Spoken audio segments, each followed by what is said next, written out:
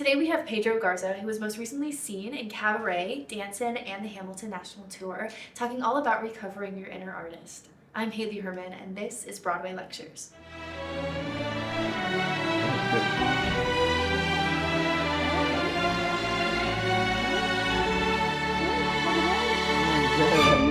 I'm good. Everyone, today we have Pedro Garza, who is currently a swing and understudy as Cliff in Cabaret on Broadway.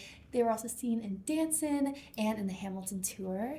Pedro, tell us everything about you. Tell us your journey. What you got? Hi. Good to be here. Good to be here.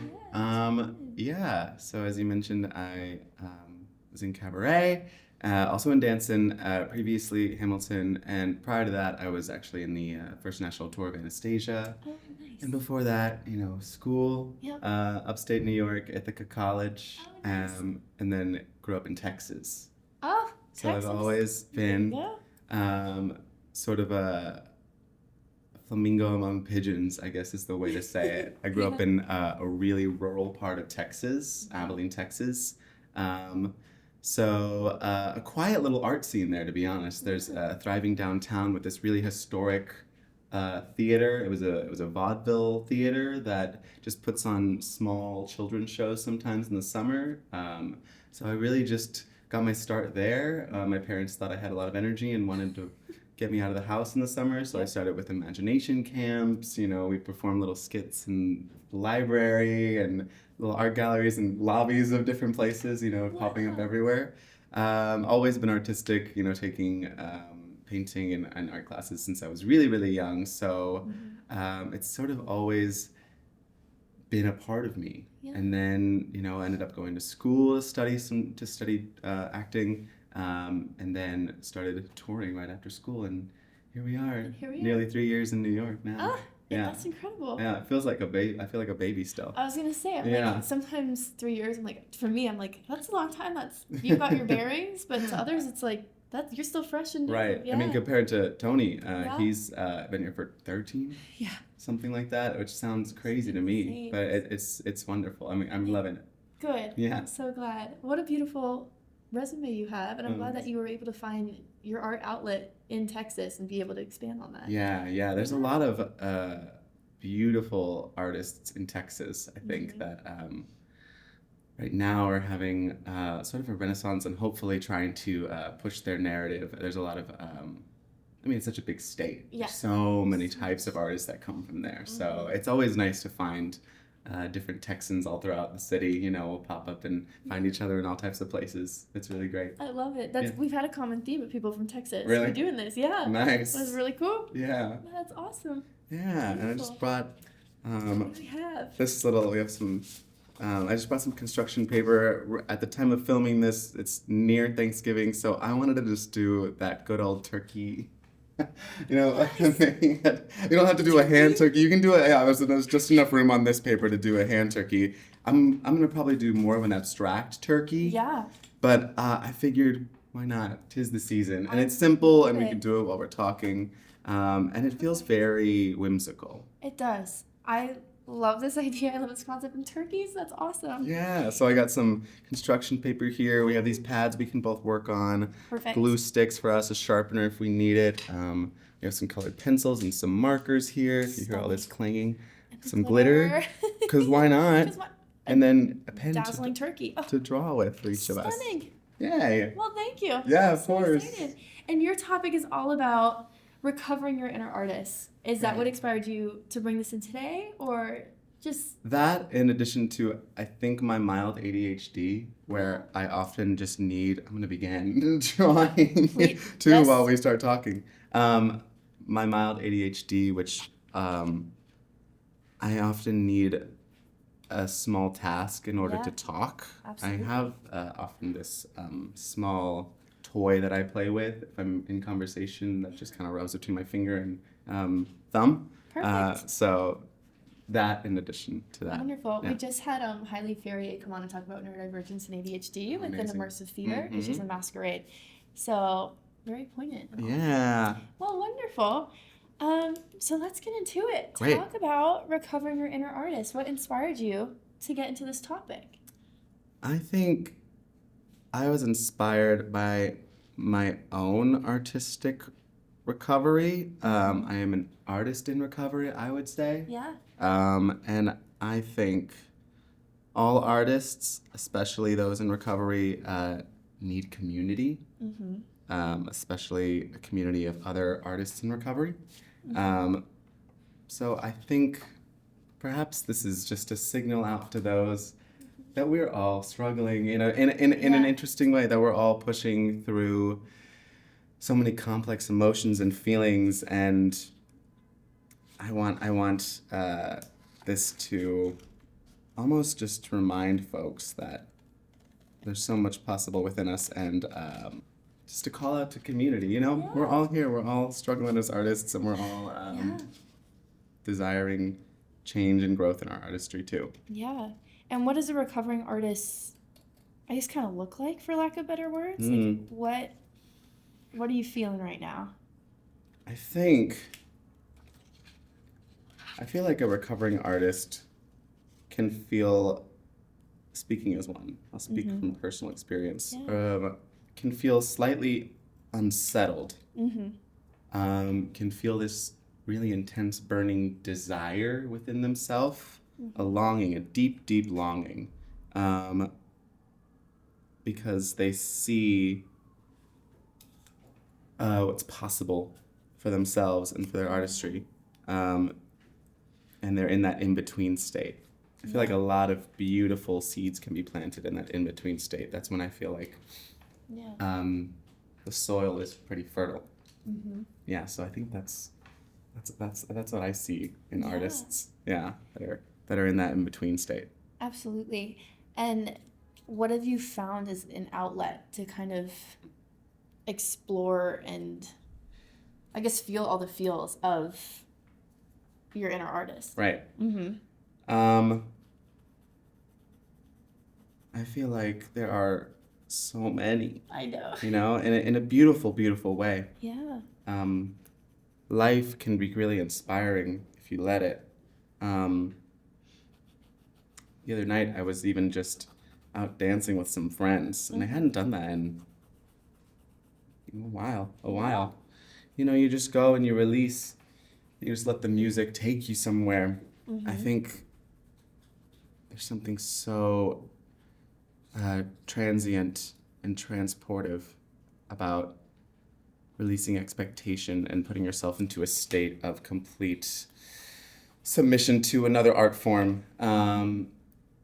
Those are some beautiful experiences, and community, and going to, right now that I have more time, I've been able to consume so much more art. I've been able to see so much more theater.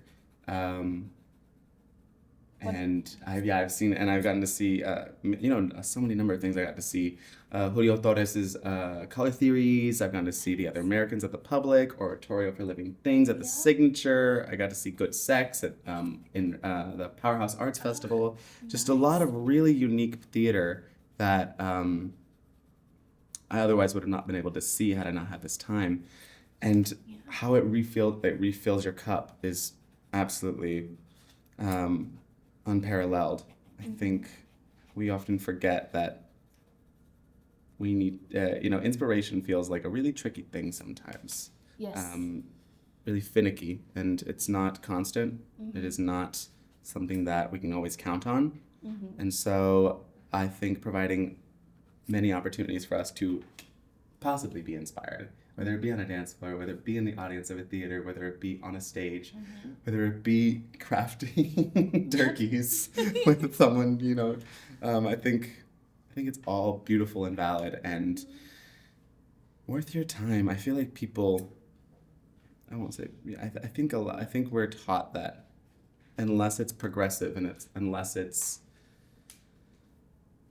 benefiting us in a way that could, we could gain financially, or it feels like as if we're climbing up some metaphorical rungs of a ladder, then it's not worth our time unless it's giving us that. I think that's the very capitalist side of art and business that we're taught and we've grown up with. So to find the joy, pure joy in doing things purely for yourself is, I think, a great place to start. Absolutely. So I've been kind of attacking things in that way. Yeah. And have you found going to see other art or doing things more for yourself while you're in a show process being really beneficial? What's kind of your go-to outlets there? I think,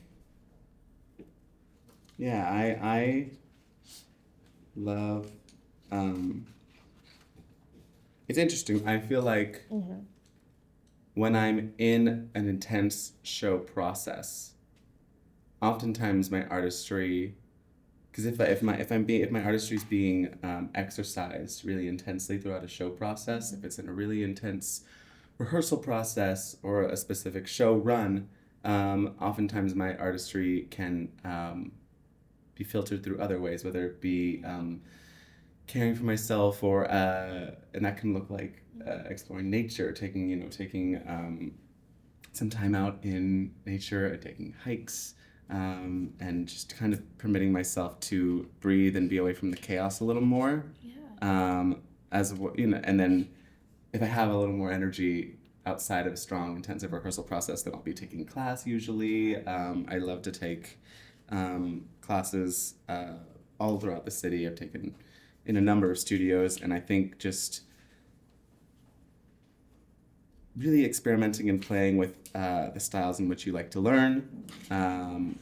I've gone through a number of different teachers who've all been either very cerebral, very physical, movement-led, or very directorial. And I think finding your own language of learning and intake is pretty important. It's a good step for you to have, just so that you're not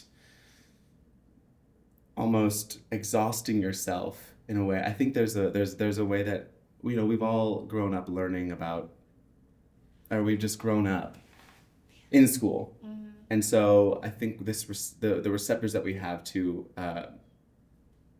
consume and intake and really what's it called, to process and to retain information is a skill.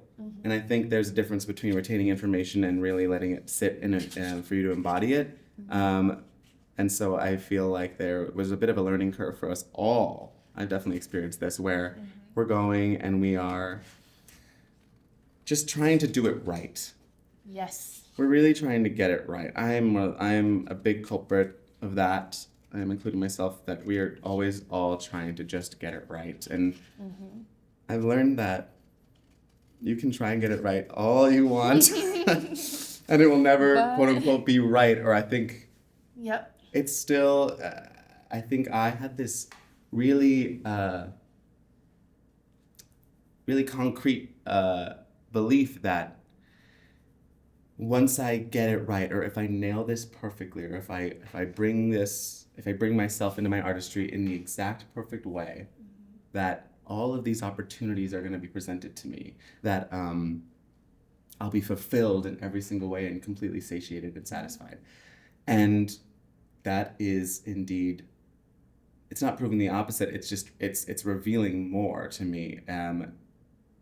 I am learning that if I do it wrong in a way that I'm happy, in a way that I'm happiest, if I do it, quote unquote, wrong, in a way that brings me joy, I feel much more satisfied than doing it in a right way that I don't enjoy. Yeah. Quote unquote, Yeah. And I feel especially within theater, there's such this stigma to be perfect all the time, or there's such a perfectionist mindset, because to one extent you have to have this high caliber of experience and training, and you want to put on a good show for your own self, but that pressure can sometimes be really intense and cause artistic burnout. And that's not fun. And I was wondering if you have any advice to people who might be going through that. Right. The stigma of artistic burnout is awful. We often pride ourselves on this unrealistic level of stamina. I mean, the schedule, for one thing, is so intense.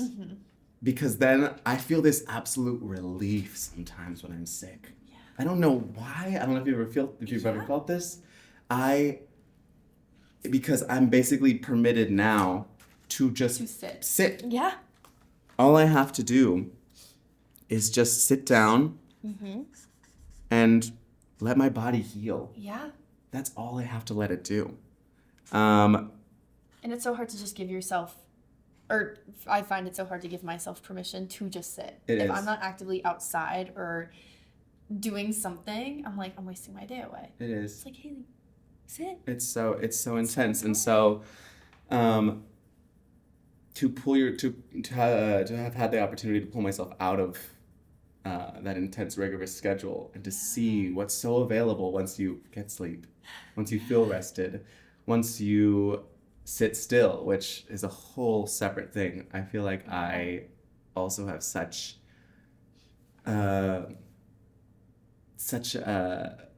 reservations, and there is such a stigma around sitting still, quote unquote. Yeah. And I am slowly learning the ways in which I've maintained that stigma within myself. And so, well, right now I'm sort of sitting in that quiet and seeing where I feel really restless. Yeah. Where the instinct is to pick up the phone instead of sitting in my writing. Yeah. Or to go and fix myself a snack instead of continuing with what I'm working on with my art. Right. I think there's a lot of habits that I've built in that kind of pull me out of the artistic flow that I get myself into, because I fear real growth. And I think sometimes with burnout, it means you're being burnt out of your patterns. I think there are a lot of us, and including myself, that feel like we've gained so much by complaining or being negative or sitting in discomfort, really embracing this discomfort. And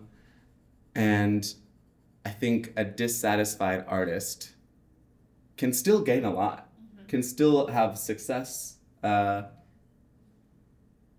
I think an artist that is healing is almost scarier for some people, because then they have to maintain that growth and that healing. Right. And that looks different and that changes. And I am in that same process where I am acknowledging habits, acknowledging where I am holding my own self back. And I think for people that are curious about any specific advice, I'd say really put on, I mean, for me, I can just speak about what I'm doing right now. Yeah. Right now, all I'm listening to is Rosalia's new album, Lux, and allowing myself to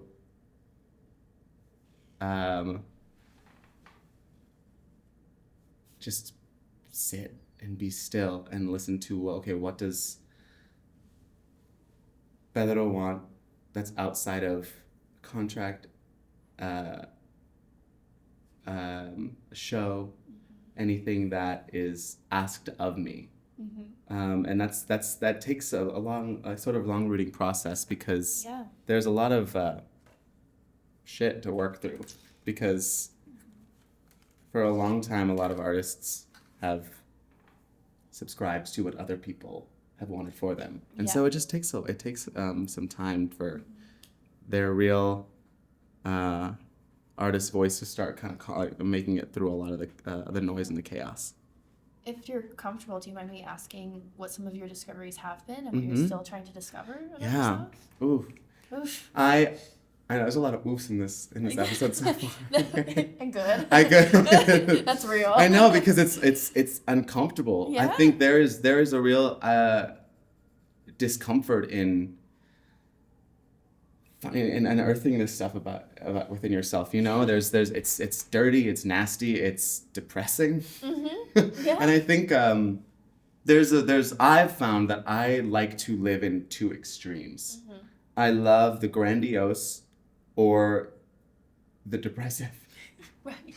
And I don't mean to laugh, but it's just such, there's such polar opposites. I feel like because sometimes the middle gray area is feels too muddy for people to want to excavate. Right. And so the depressive can still gain a lot. And I think, obviously, the grandiose, I mean, there's an element of that with performing, you know? Absolutely. And I think, but I'm one who believes that if you're lying off stage, you can't tell the truth on stage.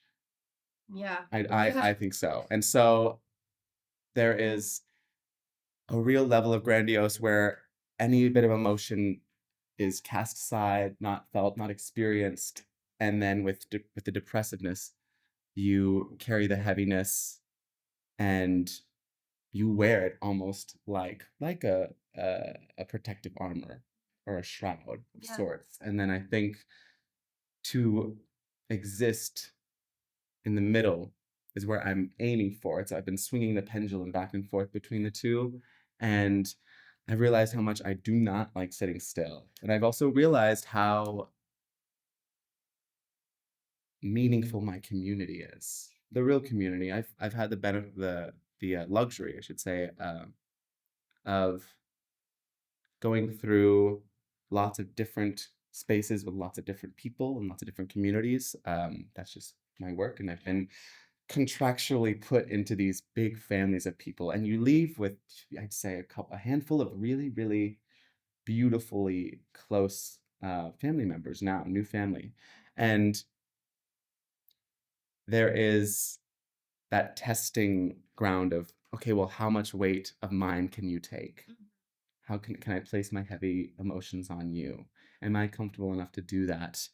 Is our relationship and our friendship truly based off of levity and joy and the experiences that we share and jokes is it all positive, and can we explore the heavier things together?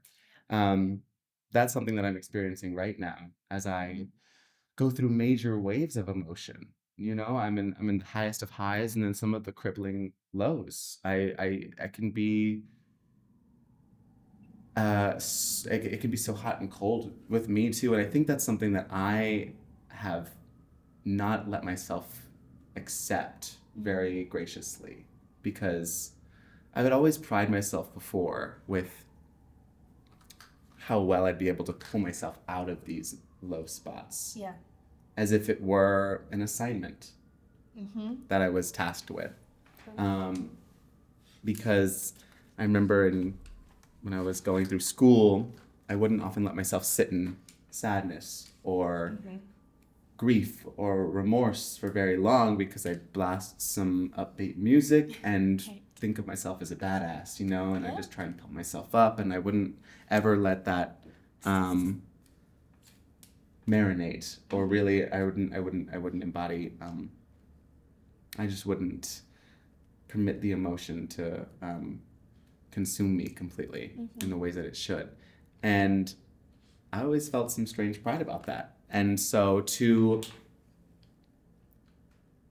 feel those deep waves and to sit in them and to not judge them and not say, I am this, I'm sad, or I am this, or I'm depressed, I am yada yada.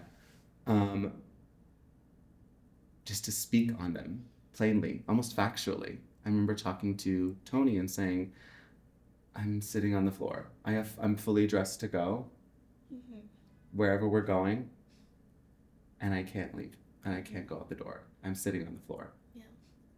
I don't know if we've all had those moments. Yeah. But I've certainly had many of them where you can be, it's almost so crippling to feel the weight of so much all at once. And then a strange solution is to just kind of name things, almost pick them off, almost like you're peeling different layers off of you. And that is really, really tough without judgment. So I'm in the process of learning that as well.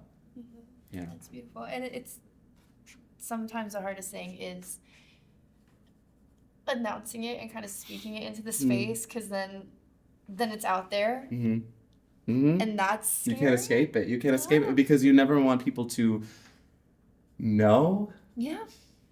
I've always had or I've always.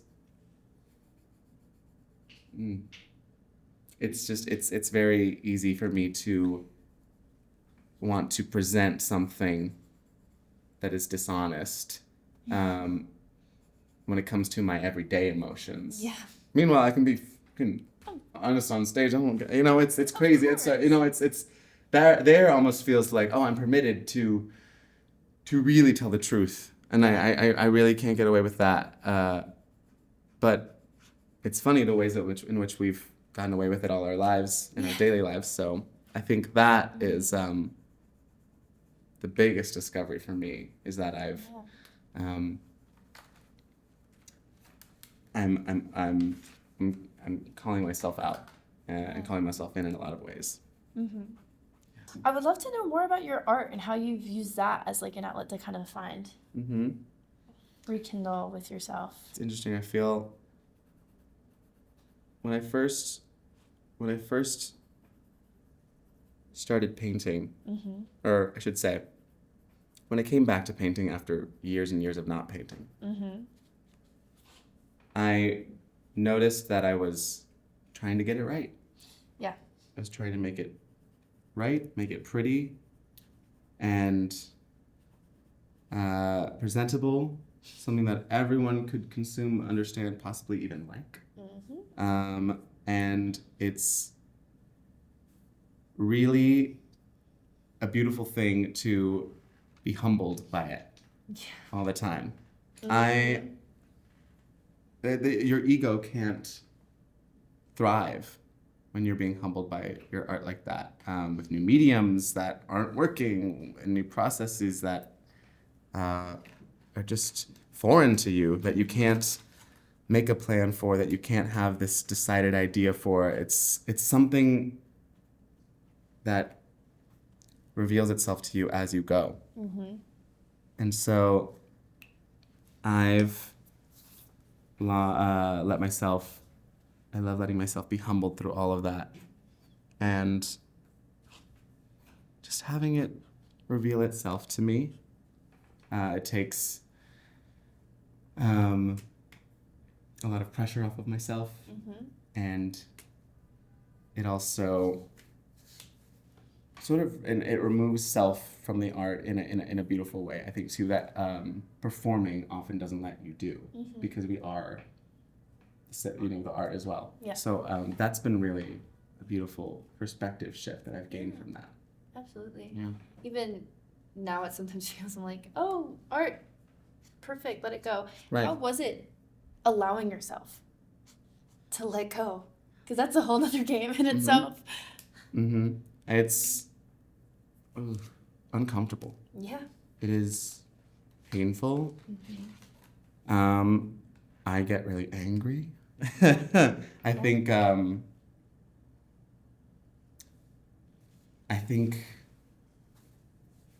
there is a whole. I think I've let myself experience the waves of emotions as they come through, and then the art informs me of what those are,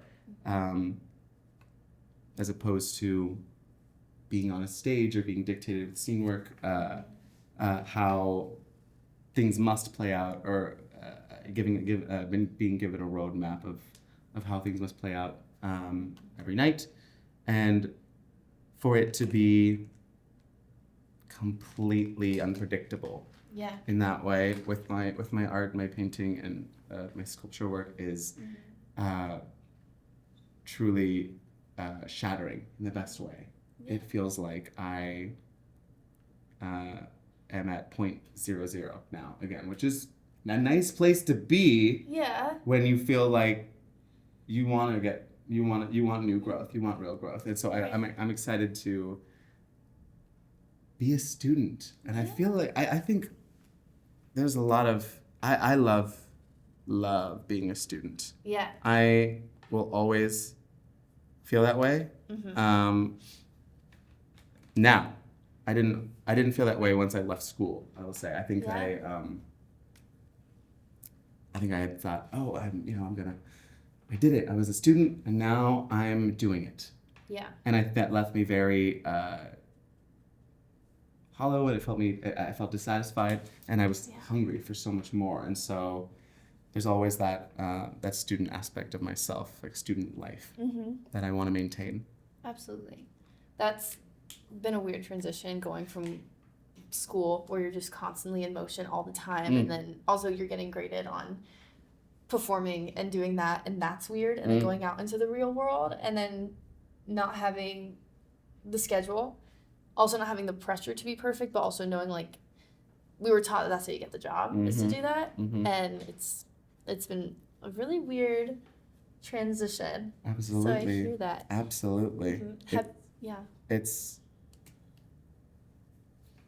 too, and it's I felt that exact thing whenever, even after I was started. I remember being about a month in to my first contract. This is the longest I'd ever done a show. And I remember there was a scene where I was an usher in the opera, and I had this little pillbox hat. And so I put it on, and I went to the bathroom, and I looked in the mirror, and I just kind of exhaled really deeply. And I think there was this knowing, even a month in, that it was looking different than I predicted. Yeah. Meaning,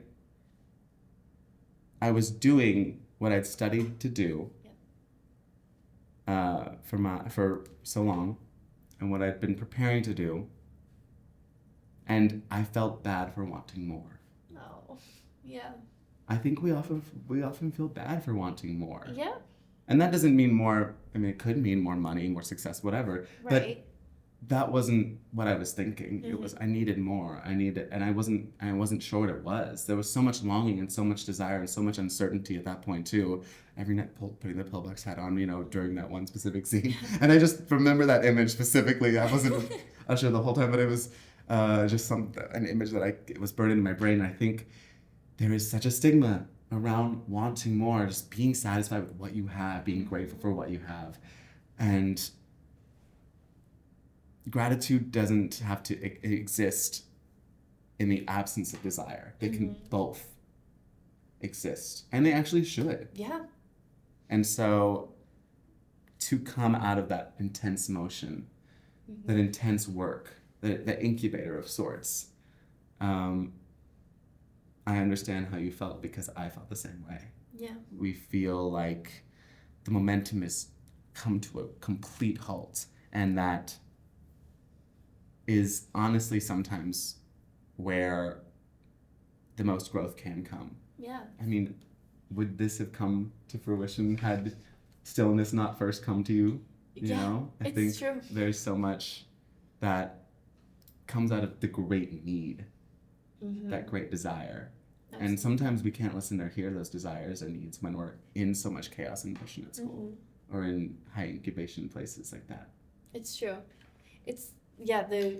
Some of the greatest ideas come from just being, I guess, gifted a pause, even if it seems scary, because then our bodies are like, all right, let's adapt. Like, what do you want? Right. And knowing that you're made for something more, or your brain thinks that you're made for something more, and that's really beautiful and all that.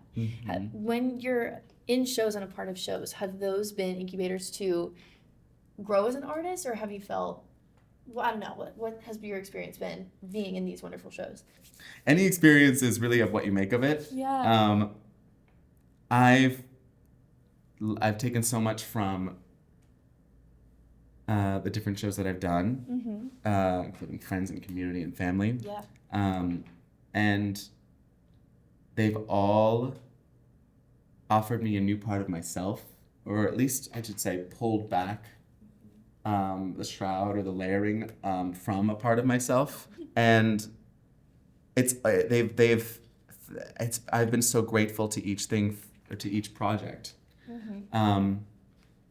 for the ways that it's unearthed more of my artistry and unearthed more of my desire. As I was leaving different shows, whether it be Anastasia or Hamilton or even Dancin, thinking I'm grateful for this, and I'm grateful that it showed me what else I want, Yeah. how much I've grown through this, and how much more I can grow. Yeah.